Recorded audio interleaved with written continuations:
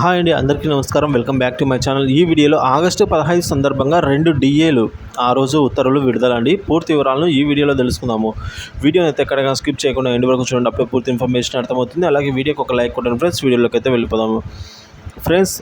ఉద్యోగుల సమస్యలపై ఆగస్టు 15 తర్వాత దృష్టి పెడతామని సీఎం సలహాదారు నరేందర్ రెడ్డి పేర్కొన్నట్టు ఉద్యోగ సంఘాల నేతలు తెలిపారండి.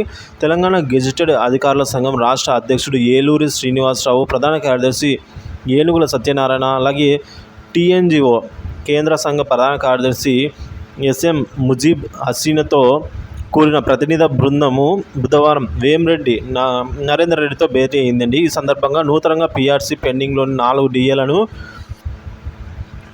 ఈ 4 డీలను విడుదల చేయాలని కోరగా స్పందించిన ఆయన ఉద్యోగుల సమస్యలపై సీఎం రేవంత్ రెడ్డికి అవగాహన ఉంది అని, అలాగే చిన్నారెడ్డి, ప్రొఫెసర్ కోదండరాం, అలాగే దివ్య దేవరాజన్తో కూడిన కమిటీతో సమావేశమై సమస్యలను పరిష్కరిస్తామని తెలిపామన్నారు. ఇక సమావేశంలో TGO secretary Narahari, organising secretary Macharla Ramakrishna Goud అయితే ఇందులో పాల్గొన్నారు. సో మొత్తానికి చూసుకున్నట్లయితే ఈ డిఏల సమస్యలపై అయితే